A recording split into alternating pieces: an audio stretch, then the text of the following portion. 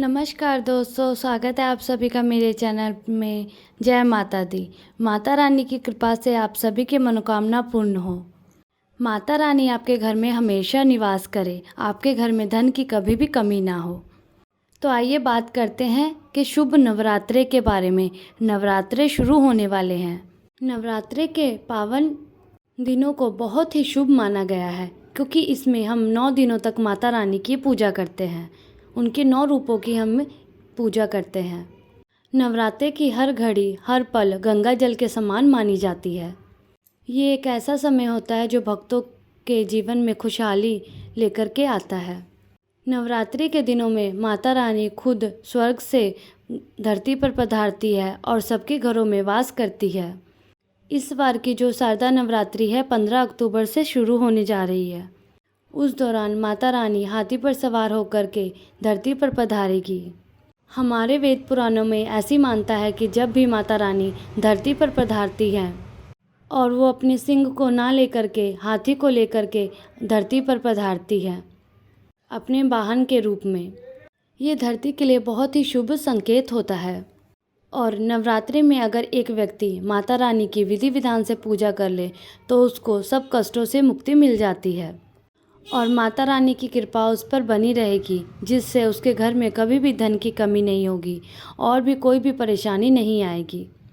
शारदा नवरात्रि में अगर आप माता रानी की पूजा करते हैं विधि विधान से, तो उससे जो भी आपकी इच्छा होगी, जो भी आपका मन में चाह होगी किसी चीज़ को लेकर के या किसी और चीज़ों को, तो वो आपकी पूरी हो जाएगी और माता रानी का आशीर्वाद आपको मिल जाएगा। आपके घर में बरकत होगी, आपके घर की उन्नति होगी, कभी भी आपके घर में कलेश नहीं रहेगा, किसी भी तरह की कोई भी परेशानी नहीं रहेगी। माता रानी आपके घर में वास करेगी। आपके घर के कोई भी व्यक्ति अगर जिस कार्य को भी शुरू करेंगे उस कार्य में उनको सफलता मिल जाएगी। 2023 में पड़ने वाली शारदा नवरात्रि पूरे 9 दिन तक चलेगी, ना ही एक दिन कम और ना ही एक दिन ज़्यादा। इस बार की जो शारदा नवरात्रि है पूरे 9 दिन चलने वाली है। इस बार की जो शारदा नवरात्रि है 15 अक्टूबर दिन रविवार से शुरू होगी और 23 अक्टूबर दिन सोमवार को ख़त्म हो जाएगी। और अगर आप माता रानी की कृपा पाना चाहते हैं तो आप एक चौकी लगाएंगे और कलश की स्थापना करेंगे। इस बार जो माता रानी की आप चौकी लगाएंगे और कलश की स्थापना करेंगे तो वो शुभ मुहूर्त पड़ रहा है 15 अक्टूबर दिन 11:44 से शुरू होकर के दोपहर 12:30 तक रहेगा। इसके बीच में आप माता रानी की चौकी लगा सकते हैं और कलश की स्थापना कर सकते हैं और ऐसा करने से माता रानी की आपको असीम कृपा प्राप्त होगी। आपको नवरात्रे से पहले कुछ बातों का विशेष करके आपको ध्यान जरूर रखना होगा। अगर आप ये बातों का ध्यान नहीं रखते और ऐसा नहीं करते हैं तो चाहे आप 9 के 9 व्रत रख लीजिए, विधि विधान से पूजा कर लीजिए, पर आपको उसका फल प्राप्त नहीं होगा। इसलिए ये बातें आप ध्यान से सुनिए। आपको जैसे कि पता है कि एक साल में 4 नवरात्रि पड़ती हैं। 2 गुप्त नवरात्रि होती है और साल के शुरू में पड़ती हैं चैत्र नवरात्रि और दिवाली के आसपास पड़ती है शारदा नवरात्रि। इस समय हर भक्त माता रानी की पूजा विधि विधान से करता है और कुछ ऐसे उपाय करता है जिससे माता रानी की कृपा उन पर बनी रहे। अगर आप भी माता रानी की कृपा पाना चाहते हैं तो वेद पुराणों के अनुसार आप चलिए।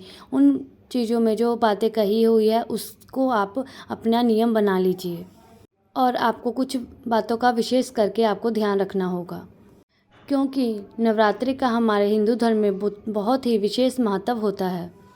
शास्त्रों में बताया गया है कि अगर हम शारदा नवरात्रि में माता रानी की पूजा विधि विधान से करते हैं तो हमें जन्म जन्मांतरों तक का फल प्राप्त होता है और इससे उस व्यक्ति के जीवन का कष्ट जड़ से ख़त्म हो जाता है और उस व्यक्ति के जीवन में सकारात्मक और चमत्कारी उपाय देखने को मिलते हैं। इस वीडियो में मैं आपको बताऊंगी कि नवरात्रि शुरू होने से पहले क्या और कौन सी वैसी चीज़ें हैं जो हमें आपको करनी चाहिए और ऐसी कौन सी चीज़ें हैं जो आपको अपने घर से बाहर कर देनी चाहिए। और अगर आप इन चीज़ों को अपने घर से नहीं हटाते हैं तो माता रानी आपके घर में प्रवेश नहीं करेगी और आपकी पूजा संपन्न नहीं मानी जाएगी। शारदा नवरात्रि शुरू होने से पहले ऐसी कौन सी चीज़ें हैं जो आपके घर में आनी चाहिए। अगर वो छोटी छोटी चीज़ें आप अपने घर में लेकर के आते हैं तो आपकी कैसी भी मनोकामना हो वो पूरी ज़रूर होगी। माता रानी की कृपा आप पर बनी रहेगी। माता रानी की कृपा से आप अपने जीवन में बहुत उन्नति करेंगे। इसीलिए इस वीडियो को आप लास्ट तक ज़रूर देखिएगा। और अगर आपने मेरे चैनल को सब्सक्राइब नहीं किया है तो ज़रूर कर दीजिए और लाइक और कमेंट ज़रूर करिए। कोई प्यारा सा माता रानी का नाम या जय माता दी कमेंट बॉक्स में ज़रूर लिखिए। जय माता दी। तो आइए बात करते हैं वैसी कौन सी चीज़ें हैं जो आपको करनी है और आपको अपने घर में लेकर आनी है। तो सबसे पहले है घंटी। चाहे आप व्रत रखें या ना रखें, नवरात्रि के दौरान अगर आप पूजा पाठ करते हैं, माता रानी को प्रसन्न करते हैं तो माता रानी का आशीर्वाद आपको ज़रूर मिलेगा। क्योंकि कभी भी अगर हम माता रानी की पूजा करते हैं तो माता रानी की पूजा मौन रह कर के नहीं की जाती है। हमेशा घंटी बजा करके या उनकी आरती गा करके ही पूजा की जाती है। इसीलिए जब भी आप माता रानी की पूजा करें तो उसमें आप घंटी बजा करके ही माता रानी की पूजा करें। क्योंकि बिना घंटी बजाए माता रानी की पूजा नहीं की जाती है। और आप अगर इस तरीके से पूजा करते हैं तो आपकी जो भी इच्छा होगी, जो भी मनोकामना होगी वो ज़रूर पूरी हो जाएगी। और दूसरा बात यह है कि नवरात्रि शुरू होने से पहले आपको अपने घर पे लेके आनी है शंख। क्योंकि शंख बजाने से जो आपके घर की नकारात्मक ऊर्जा है वो ख़त्म हो जाती है और पॉजिटिव एनर्जी आपके घर में आ जाती है। और माता रानी की पूजा में अगर आप शंख का प्रयोग करेंगे तो माता रानी के साथ साथ आपको भगवान विष्णु का भी आशीर्वाद मिल जाएगा। क्योंकि माना जाता है कि जिस घर में भी शंख का प्रयोग किया जाता है उस घर में भगवान विष्णु का निवास होता है। और जिस घर में भगवान विष्णु की कृपा बनी रहती है उस घर में माता लक्ष्मी का वास जरूर होता है। माता लक्ष्मी जरूर पधारती हैं और उस घर में कभी भी आर्थिक तंगी नहीं आती है, कभी भी पैसों के लेके कोई भी समस्या नहीं होती है। और माता लक्ष्मी जब विराज करती है तो कभी भी धन की कमी नहीं होती है। इसलिए आप ज़रूर ध्यान रखिएगा कि नवरात्रि शुरू होने से पहले आप अपने घर में शंख जरूर ले आएँ। शारदा नवरात्रि शुरू होने से पहले आपको अपने घर में गंगा जल जरूर लेकर के आना होगा। और गंगा जल आपको मार्केट में बहुत आसानी से मिल जाएगा। जब आपको गंगा जल अपने घर में ले आएंगे और जब भी आप कलश की स्थापना करेंगे तब उस दौरान आपको अपने घर में गंगा जल का थोड़ा सा छिड़काव करना होगा। 9 के 9 दिन आपको ये छिड़काव ज़रूर करना है। जब भी आप माता रानी की पूजा करने बैठेंगे तब भी थोड़ा सा गंगा जल छिड़क करके ही पूजा करने बैठिएगा, तभी आपकी पूजा संपन्न मानी जाएगी। मान लीजिए कि आपके गुप्त शत्रु हैं, आपको नुकसान पहुंचाना चाहते हैं, आप चाहते हैं माता रानी का वो आशीर्वाद मिल जाए, आपको जो आप चाहते हैं, आपकी जो भी इच्छा हो वो पूरी हो जाए, तो उसके लिए आपको क्या करना है? आपको छोटा सा त्रिशूल ले आना है और माता रानी की चौकी पर आपको उसको रख देना है। तो माता रानी के साथ साथ अगर आपने त्रिशूल की पूजा कर ली और उनका आशीर्वाद मिल गया तो आपके जितने भी शत्रु हैं वो आपको कुछ नहीं बिगाड़ पाएंगे। क्योंकि माता रानी का आपको वो आशीर्वाद मिलेगा जिससे आपको कोई भी आपका बाल भी बांका नहीं कर पाएगा।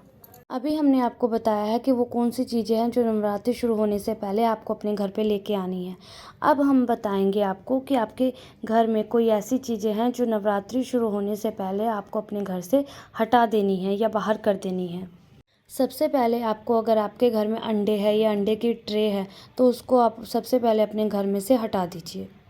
नवरात्रि के दिनों में आप मांस का सेवन नहीं करते हैं, अंडे का प्रयोग नहीं करते हैं, फिर भी अगर आपके घर में रखा हुआ है तो ये शुभ माना नहीं जाता है। इसीलिए आपको ये अपने घर से हटा देना है। दूसरा ये है शराब की बोतल। कुछ लोग पीते हैं और शराब की बोतल अपने घर में ही रख देते हैं। इसीलिए आपको क्या करना है कि नवरात्रि शुरू होने से पहले शराब की जितनी भी बोतलें हैं आपको अपने घर से हटा देनी है। ऐसा करने से माता रानी आपसे दुष्ट रूठ सकती हैं और उसके कारण आपको कई मुश्किलों का सामना करना पड़ सकता है। इसीलिए आप अपने घर से जो भी शराब की बोतलें हैं वो हटा दीजिए। तीसरा है कि बंद घड़ी। अगर आपके घर में कोई भी बंद घड़ी पड़ी हुई है तो आप उसको हटा दीजिए, नहीं तो आप उसमें सेल डाल करके उसको चला दीजिए। क्योंकि बंद घड़ी अगर घर में रखते हैं तो उसका बहुत ही नुकसान होता है। इसीलिए आप अपने घर में कभी भी बंद घड़ी ना रखें। चौथा बात यह है कि आप अपने घर से जाले ज़रूर हटा दीजिएगा, पूरी साफ़ सफाई कर दीजिएगा, पूरा अच्छे से आप अपने घर को साफ़ और शुद्ध कर दीजिएगा। नवरात्रि शुरू होने से पहले ये सारे आपको काम करने हैं और ये ज़रूर करिएगा और माता रानी की पूजा सच्चे मन से करिएगा, जिससे भगवान माता रानी की कृपा आप पर बनी रहे। और जो चीज़ें मैंने आपको बताई है वो चीज़ें आप ज़रूर करिएगा। जय माता दी, जय माता दी, जय माता दी, जय माता दी, जय माता दी।